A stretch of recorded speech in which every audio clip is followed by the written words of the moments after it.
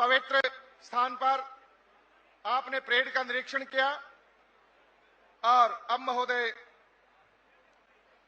बढ़ रहे हैं मंच की ओर अग्रसर होते हुए, जहां से अपने प्रांतवासियों को मान्यवर पावन संदेश देंगे। अतः commanding officer Lokesh Kumar IPS अपने प्लाटून्स को विश्राम अवस्था में ठहरने के लिए कमांड देंगे और तालियों के साथ अभिनंदन कीजिएगा।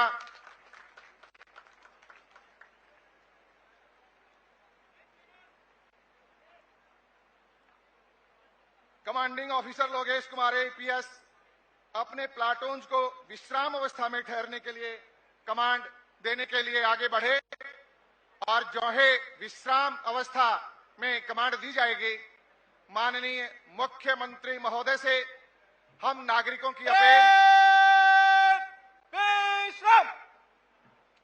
कि वे अपना पावन संदेश दें। माननीय मुख्यमंत्री महोदय।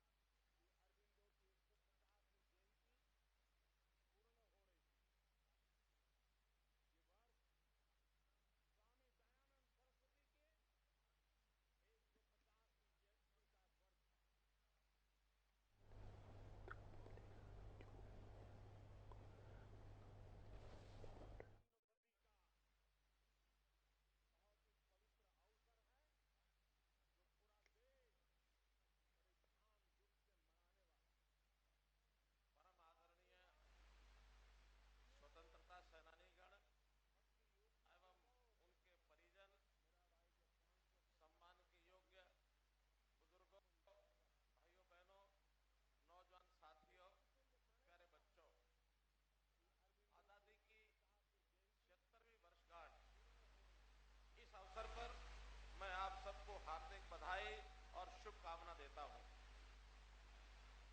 दिन रात देश की सरहदों की निगरानी करने वाले जवानों को मैं स्वतंत्रता दिवस की विशेष रूप से बधाई देता हूं।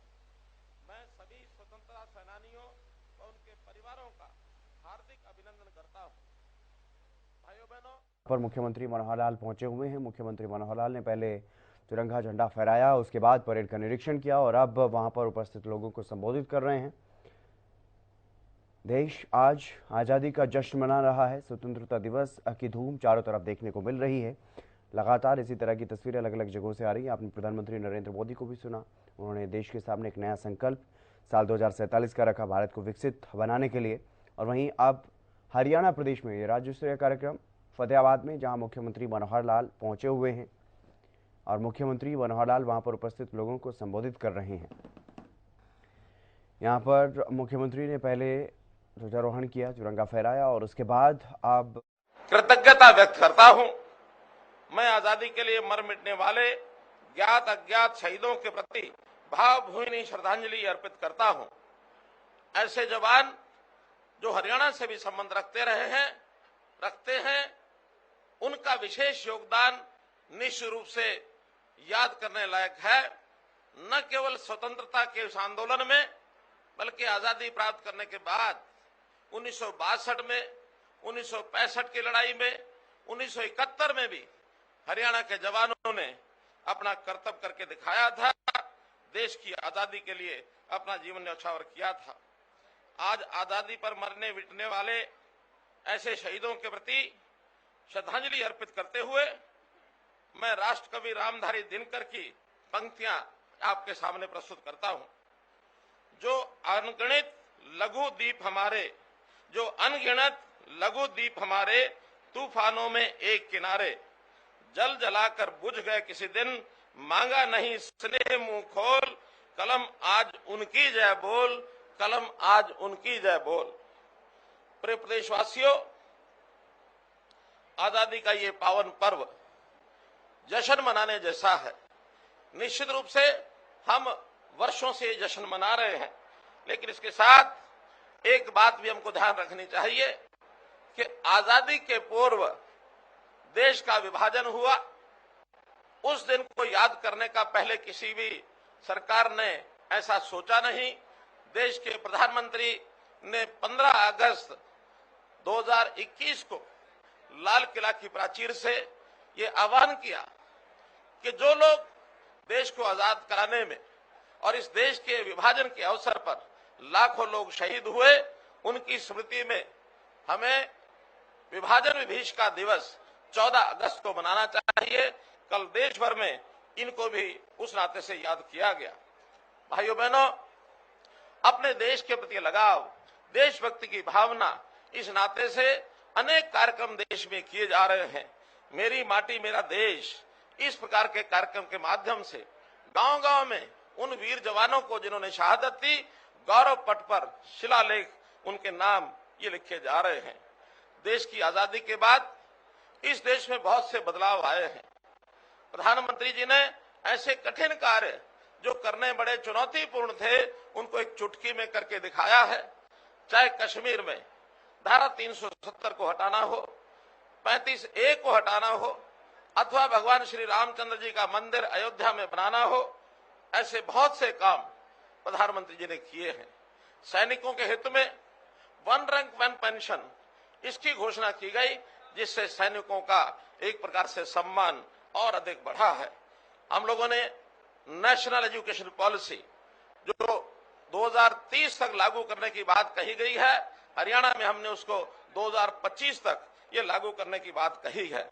देश के प्रधानमंत्री जी के नेतृत्व में देश की सुरक्षा के नाते से कई और कदम उठाए गए हैं, चाहे उसमें सर्जिकल स्ट्राइक की बात करें और चाहे उसमें हमारे गांव की सुरक्षा की बात करें, चाहे समाज जीवन को स्वच्छ करने के नाते से नशा विरोधी इस प्रकार की मुहिम चलाने की बात की गई, और समाज में लिंग संतुलन के नाते से बेटी बचाओ बेटी पढ़ाओ का अभियान लागू किया गया।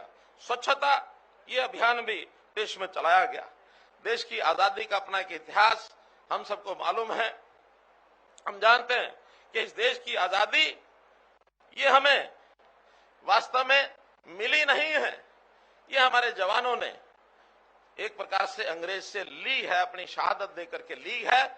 इसलिए इस आजादी के लिए जो कुर्बानियां हुई, उस कुर्बानी का पहला जो अगर कोई उदाहरण मिलता है तो 18 मई 1957 अंबाला की धरती पर मिलता है। तो इसलिए हरियाणा का अपना एक योगदान, महत्वपूर्ण योगदान है। ऐसे शहीदों की याद में शहीदी स्मारक, एक बहुत बड़ा स्मृति स्मारक लगभग 25 एकड़ पर अंबाला छावनी में ये बनाया जा रहा है। भाइयों बहनों, हमने हरियाणा में सैनिक अर्धसैनिक बलों का एक विभाग ये अलग से बनाया है, ताकि सैनिकों के जो परिवार हैं अथवा जो सेवानिवृत्त सैनिक हैं, उन सब की देखभाल की जा सके। उनके लिए भी बहुत सी ऐसी सुविधाएं ये हमने उसमें लागू की हैं। भाइयों बहनों, आज ये 77वां स्वतंत्रता दिवस है। मुझे एक प्रसन्नता इस बात की आपको बताते हुए कि मैंने भी आज ये 9वीं बार और ये स्वतंत्रता दिवस का ध्वजारोहण हरियाणा की धरती पर किया है।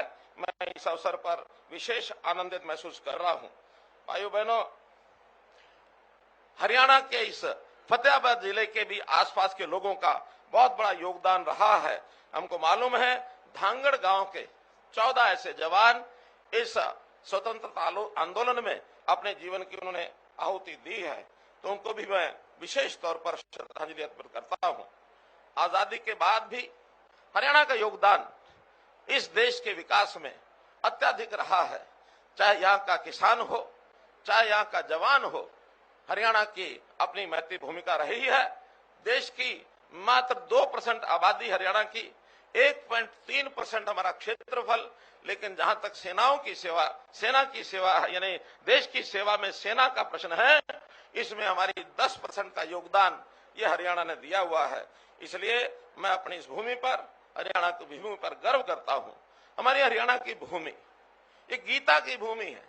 कुरुक्षेत्र में महाभारत के समय भगवान कृष्ण ने जीवन जीने का सार इस प्रकार का गीता का संदेश दिया, और उसी के कारण से हरियाणा आज भी अपने सद्भाव, भाईचारा, शांति, प्रेम, प्यार, इसके लिए जाना जाता है। पिछले 9 वर्षों के कार्यकाल का मैं कहूं तो समाज एक स्वार्थपूर्ण वातावरण में यहाँ रह रहा है। हमने हरियाणा में एक ये नारा सन 2000 में दिया था कि हरियाणा के सब लोग भाईचारे से एक साथ मिलकर के रहेंगे। इसी प्रकार से हरियाणा के समाज के लोगों की सेवा करना ये मेरा धर्म है और इस धर्म के नाते से बहुत से हमने काम ऐसे किए हैं जिन कामों को लेकर के आज इस समय पर आपको याद कराना आवश्यक है। बहुत से सिस्टमेटिक चेंजेस, व्यवस्था में बदलाव ये हमने किए हैं। व्यवस्था बदलाव को स्वीकार करना थोड़ा कठिन कार्य होता है, लेकिन फिर भी हरियाणा की जनता ने उसको स्वीकार किया है और आज इस समय मैं दावा करता हूं कि हरियाणा की जनता को जो व्यवस्था में हमने बदलाव किए हैं उसका लाभ निरंतर वो आज प्राप्त कर रहे हैं। आज हमने पंडित दीनदयाल जी उपाध्याय के बताए रास्ते अंत्योदय के भाव से हमने काम करना शुरू किया है। ये अंत्योदय के नाते से हम हर व्यक्ति को लाभ पहुंचाने का, खास करके गरीब आदमी को लाभ पहुंचाने का जो बीड़ा उठाया है इसको पूरा कर रहे हैं। पिछली सरकारें गरीबी हटाओ ये नारा हर समय दिया करते थे, लेकिन बड़ा कष्ट है इस बात को सोच करके कि कभी गरीबी हटाने का काम उन्होंने नहीं किया। हमने सारे समाज के सब परिवारों की फैमिली आईडी बनाकर एक एक व्यक्ति की, एक एक परिवार की पहचान की है। जो गरीब परिवार है उसके लिए सरकार ने विशेष योजनाएं बनाई है और उसके नाते से ये जो अमृत काल चल रहा है 25 वर्ष का, इस अमृत काल में हरियाणा ने लोगों के जीवन को आसान किया है। हमने इस अमृत काल में 12.5 लाख नए राशन कार्ड बनाए हैं। 2010 के बाद अगर राशन कार्ड बने हैं तो 12.5 लाख एक साथ ये हमने हरियाणा में बनाए हैं। इस अमृत काल में हमने घर बैठे लोगों को 60 वर्ष की आयु के होने पर उनको घर बैठे पेंशन मुहैया कराई है। किसी को न दरखास्त देनी पड़ी है, न दस्तावेज देने पड़ते हैं, न दफ्तर जाना पड़ता है, घर बैठे उनको पेंशन मिलती है। भाइयों बहनों, इस काल में लगभग 50,000 लोगों को, जो गरीब लोग हैं, उनको काम करने के लिए ये लोन दिलवाने की व्यवस्था हमने की है। इस अमृत काल में 29 लाख लोगों को आयुष्मान भारत और चिरायु हरियाणा का लाभ अभी कल तक हम दे रहे थे। आज से एक नई योजना लागू की है जिसमें 1,80,000 से लेकर 3 लाख रुपए तक की आय वाले परिवारों को भी मात्र आधा प्रीमियम 1,500 रुपया वार्षिक देकर के उनकी रजिस्ट्रेशन आज से खोली है। उनको भी 5 लाख रुपए का लाभ उसी प्रकार से मिलेगा। हमने विद्यार्थियों के लिए इस अमृत काल में 5 लाख टेबलेट बांटे हैं और इतने बड़ी संख्या में टेबलेट बांटने वाला हरियाणा एकमात्र पहला राज्य बना है कि विद्यार्थियों को शिक्षा में उनको सुविधा हो। इस प्रकार का हम काम कर रहे हैं।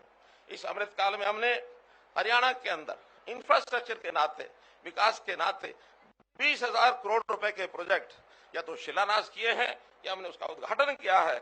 इंफ्रास्ट्रक्चर में देश के अंदर प्रथम स्थान पाने वाला हरियाणा, इसका कोई भी जिला दूसरे जिले के साथ नेशनल हाईवे के साथ जुड़ा है और बहुत बड़े जो हाईवेज बन रहे हैं उन हाईवेज के आधार पर इस देश की आर्थिक प्रगति, या उद्योग लगेगा, लोगों को रोजगार मिलेगा। इस आशा के साथ इन्वेस्टर्स बहुत बड़ी संख्या में हरियाणा में आ रहे हैं। वैसे वर्तमान में भी हरियाणा की आर्थिक स्थिति एक अच्छी आर्थिक स्थिति ऐसी मानी जाती है। हमारी अर्थव्यवस्था मजबूत है। हम 2 आंकड़ों डबल डिजिट में हमारी आर्थिक व्यवस्था की जो बढ़ोतरी हो रही है हर वर्ष, ये देश की अर्थव्यवस्था जो बढ़ रही है उससे कहीं ज्यादा है। हमारे यहाँ पर कैपिटा इनकम जो 2014 में 1,38,000 थी, अभी इस समय 2023 में ये बढ़ करके 2,97,000 रुपए प्रति वर्ष ये मित्रों हो गई है। हमने इसी प्रकार से जो जनता के साथ बदलाव करने के लिए और जनता के साथ सीधा संपर्क लाने के लिए जितने पोर्टल बनाए हैं, उन पोर्टल की आलोचना बहुत हो रही है, लेकिन भाइयों बहनों, ये पोर्टल ही हैं जिसके माध्यम से किसान फसल बेचने के बाद पैसा सीधा उसके अकाउंट में जाता है। 50,000 करोड़ रुपया और हमने उनके अकाउंट में भेजा है। बुढ़ापा पेंशन, ये इसी प्रकार का ये जो पोर्टल का ही कमाल है कि उसके खाते में सीधा 2750 रुपया और बैंक में जाता है। अन्यथा उस पैसे में चोरी करने वाले लोग या जो लोग मृत्यु हो गई जिनकी, उनका पैसा खाने वाले एजेंट ये भी मिलते थे। अब वो सब चीजें बंद हो गई हैं। बिचौलिया व्यवस्था को हमने खत्म कर दी है। चाहे ऑनलाइन ट्रांसफर हो, चाहे हमारी भर्ती का विषय हो, सभी चीजें हमने ऑनलाइन सिस्टम से मेरिट के आधार पर की है। पिछले 8 वर्षों में हमने ऐसे 1,10,000 युवकों को और नौकरी दी है बिना खर्ची बिना पर्ची के। इस युग को एक परिवर्तन का युग ऐसा हरियाणा के लोग और ये जानते हैं। व्यवस्थाएं घर तक पहुंचती हैं, जीवन उनका सुखी होता है। एक गरीब आदमी इसकी बहुत बड़ी चाहत होती है, उसकी सारी तकलीफें जो है उसको समाप्त किया जाए। ई गवर्नेंस के माध्यम से, सीएम विंडो के माध्यम से जहां लोगों का जीवन आसान हुआ है, वहां भ्रष्टाचार के ऊपर भी लगाम हमने लगाई है। आज जो भ्रष्टाचारी लोग बहुत तरह के सिस्टम खोजे हुए थे, अब वो सब परेशान हो गए हैं, सब बेरोजगार हो गए हैं और इसी के कारण से उनके आका इस बेरोजगारी का जो आंकड़ा है वो निरंतर बढ़ा बढ़ा के बताते हैं, क्योंकि उनके सब चहेते, उनके निकट रहने वाले लोग उनके कान भरते हैं बेरोजगारी बहुत हो गई है। वरना हमारे यहाँ काम करने की क्षमता रखने वाले हर व्यक्ति को, चाहे सरकारी नौकरी, चाहे प्राइवेट नौकरी, चाहे उसका स्वयं का रोजगार, इसके करने के अवसर ये हमको दे रहे हैं। गरीबों को सरकारी नौकरी में 5 अतिरिक्त अंक ये देने की व्यवस्था भी हमने की है और इसके लिए बहुत से गरीब परिवार जिनके घर में एक भी नौकरी नहीं है, ऐसे लोगों को भी प्राथमिकता ये दी जाती है। बच्चों की पढ़ाई के लिए हमने चिराग योजना शुरू की है, जिसके अंदर गरीब परिवार के बच्चे यदि सरकारी स्कूल की बजाय प्राइवेट स्कूल में बच्चों को पढ़ाना चाहते हैं तो उनकी फीस ये सरकार अदा करेगी। मित्रों, भाई बहनों, इसलिए ये सब विषय हमने लागू किए हैं। जहां तक पेंशन की बात है, पेंशन के नाते से गरीब परिवार को तो पेंशन मिलती है। हमारी बहनें जो विधवा हो गई उनको पेंशन मिलती है, लेकिन एक मांग बहुत दिनों से उठ रही थी कि ऐसे पुरुष जिनकी पत्नी का देहांत हो गया उनकी भी कुछ मदद करनी चाहिए। हमने सोच विचार करके ऐसे जो हमारे विडोवर हैं, जिनको विधुर कहते हैं, ऐसे 40 साल से ऊपर के सब विधुर, इनके लिए भी पेंशन देनी शुरू की है। जो व्यक्ति किसी कारण से अविवाहित रह जाता है, पुरुष है अथवा महिला है, 45 साल की आयु के बाद उसको भी पेंशन का हकदार बनाया है, ताकि वो भी समाज में अपना सम्मानित जीवन ये जी सके।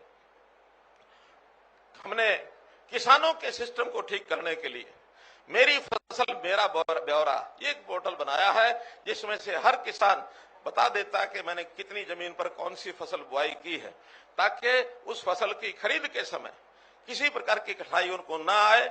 इसी प्रकार कल को कोई खराबा हो जाता है, उसको भी हम उसके माध्यम से भावांतर भरपाई योजना अथवा अन्य मुआवजा ये उसको दे सकते हैं।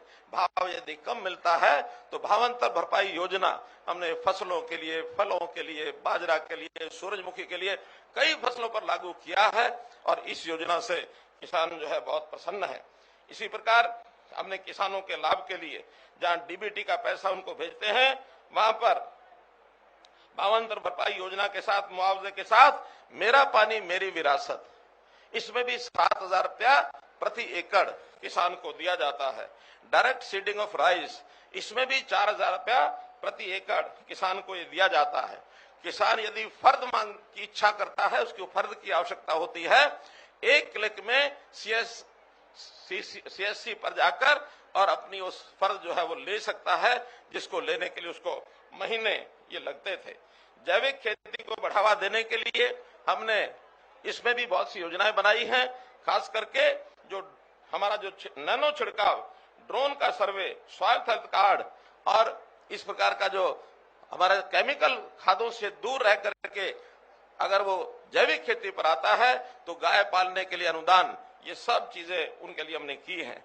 जहां तक उद्योग का विषय है, मित्रों, उद्योग के नाते भी हमारे यहाँ उद्योग के लिए एक जो कार्यक्रम चला हमारा, जो हमारा ease of doing business, ease of doing business में भी हरियाणा जो है वो तीसरे रैंक पर आ गया देश में। इसलिए इन्वेस्टर्स, जो निवेशक हैं, उद्योगपति हैं, उनका उद्योग करने का मन हरियाणा में बाकी प्रदेशों की तुलना में हरियाणा उसको प्रथम पहल, प्रथम चॉइस ये उसकी बन गई है, जिसके कारण से पिछले इस कार्यकाल में 50,000 से ज्यादा लघु उद्योग वो हरियाणा में लगे हैं। बड़े उद्योग, मारुति जैसे उद्योग भी, जिनकी चर्चा हमेशा रहती है कि हरियाणा को छोड़कर कहीं जा सकते हैं, उनको भी अभी उन्होंने हमारा 1000 एकड़ जमीन के ऊपर लगभग 20,000 करोड़ रुपए की लागत से नया प्लांट वो लगाने जा रहे हैं। तो मित्रों, ये सब बातें मैं इसलिए आपको बता रहा हूं कि हरियाणा की प्रगति पिछले 8 साल में जितनी हुई है, 9 साल में जितनी हुई है, ये पहले कभी नहीं हुई। हमने इन 9 सालों में हरियाणा के कांग्रेस के 10 साल के कार्यकाल की तुलना में विकास के काम डबल किए हैं और खर्चा उससे आधा किया है। करप्शन को दूर करते हुए इस आधे खर्चे में डबल काम करने का हमारा जो विषय है वो मैं आपके सामने रख रहा हूं। भाइयों बहनों, एक नई योजना हमने बनाई। गरीब के परिवार में यदि किसी की मृत्यु हो जाती है और खास करके अगर कमाने वाला कोई व्यक्ति 25 साल से 45 साल के बीच का आयु का व्यक्ति कोई चला जाता है, कारण कुछ भी हो, उस गरीब परिवार को हमने 5 लाख रुपया नगद उसको अनुदान एक प्रकार से देने की बात की है ताकि उसके परिवार का गुजारा वो ठीक से हो सके। ऐसा भी हमने किया है। जहां तक शहरी और नगरीय क्षेत्र में स्वामित्व की बात है, ये स्वामित्व का विषय भी जिन लोगों के पास 50 साल से 60 साल से इससे भी ऊपर लोगों के पास नगर पालिका की दुकानें थी अथवा कोई ऐसी जमीनें थी जिसका उनके पास एक किराएनामे का या कोई भी सबूत उनके पास कब्जे का था, उनको कुछ राशि लेकर के स्वामित्व का अधिकार उनको दिया है। ऐसे ही गांव में लालडोरा, इस लालडोरा में उनके पास स्वामित्व का अधिकार नहीं था। हमने उसको खत्म करके और लाखों परिवारों को उनकी प्रॉपर्टी, उनका घर मकान, उसका मालिकाना हक ये हमने दिया है और इससे भी हमारे लोग बहुत प्रसन्न हैं।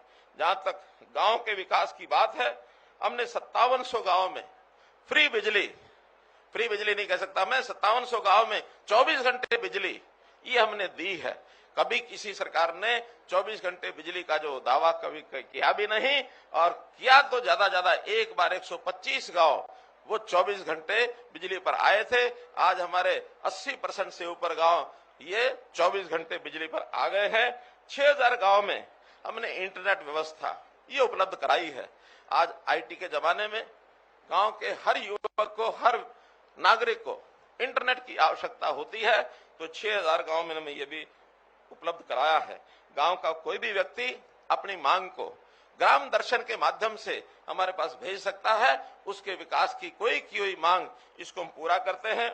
इसी प्रकार नगरों में भी प्रॉपर्टीज के झगड़े समाप्त करने के लिए हमने प्रॉपर्टी आईडी ये बनाने का जो काम किया है, इसमें थोड़ी पेचीदगियां आई हैं हमको, लेकिन उनको सबको दूर करने का हमारा संकल्प है। आने वाले कुछ समय में ये सारे जो प्रॉपर्टी आईडी के विवाद हैं इनको हम समाप्त करके हर किसी को उसकी प्रॉपर्टी का सही, या तो मालिक है अथवा किराएदार है, उसका जो सही लेखा जोखा उसको मिल जाएगा। नगरों के चुनाव में एक बहुत बड़ा परिवर्तन हमने किया।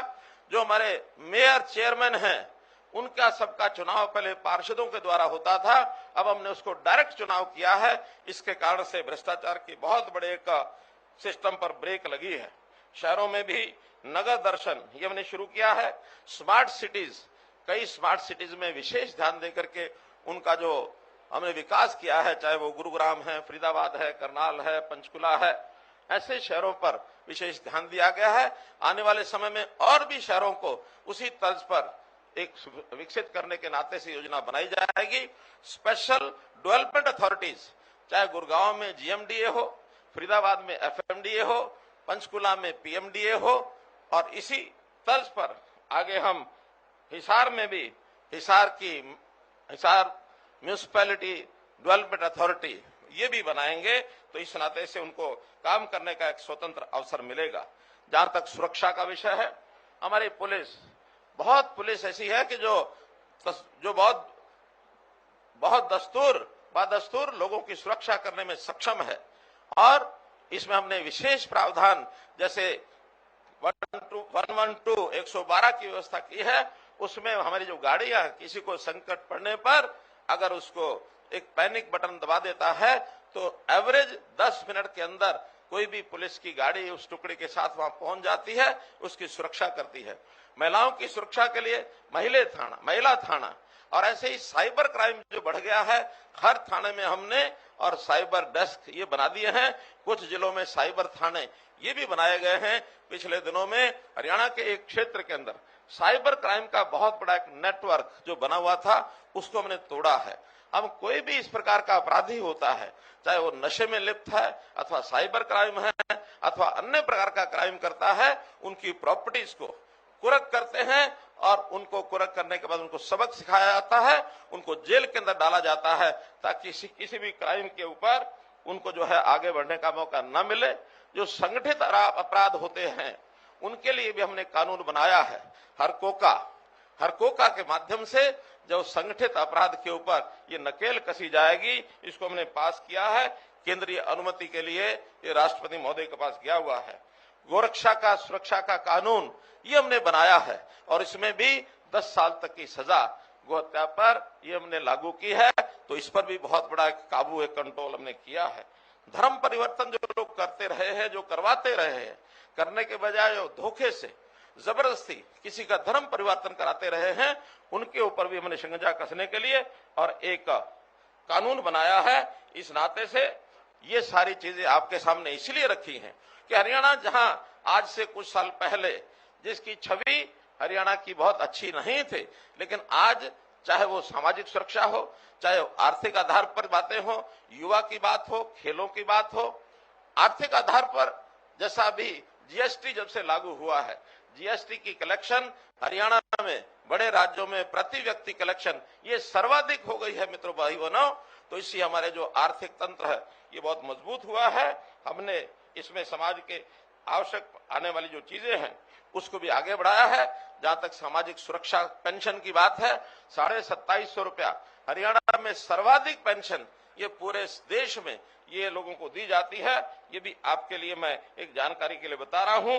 इतना ही कहना चाहूंगा कि आने वाले 25 सालों में देश की आजादी की जब 100वीं वर्षगांठ 2047 में मनाई जाएगी, उस समय हरियाणा का स्थान पूरे देश में सर्वोच्च होगा, ऐसा मैं दावा करता हूं। आज इस अवसर पर पुनः स्वतंत्रता इस दिवस पर आप सब लोगों को, जो हमारे सेनानी और पूर्व सेनानी, उनके जो परिवारजन यहाँ आए हैं, यहाँ जो बच्चे स्कूलों के बैठे हैं, अन्यथा जो उपस्थित लोग यहाँ हैं, उनको बहुत बहुत बधाई, बहुत बहुत शुभकामना देता हूँ। बहुत बहुत धन्यवाद। हृदय से सुना मुख्यमंत्री मनोहर लाल ने प्रदेशवासियों को संबोधित किया और अपने कामकाज के बारे में भी बताते हुए नजर आए कि किस तरह से अब हरियाणा की छवि बदल गई है और हरियाणा की छवि जो पहले बहुत अच्छी नहीं होती थी, वहां अब आर्थिक रूप से, सामाजिक रूप से काफ़ी परिवर्तन आए हैं, व्यवस्थाओं में काफ़ी परिवर्तन आए हैं। व्यवस्था में परिवर्तन एक बार के लिए परेशानी जरूर बनते हैं, लेकिन व्यवस्था परिवर्तन को हरियाणा के लोगों ने स्वीकार किया है। सैनिकों के हित में 1 रैंक 1 पेंशन राष्ट्रीय शिक्षा नीति हरियाणा में 2025 तक लागू करने की बात कही है मुख्यमंत्री मनोहर लाल ने, और इसके लिए काम भी किया जा रहा है। देश के विकास में हरियाणा की अहम भूमिका है।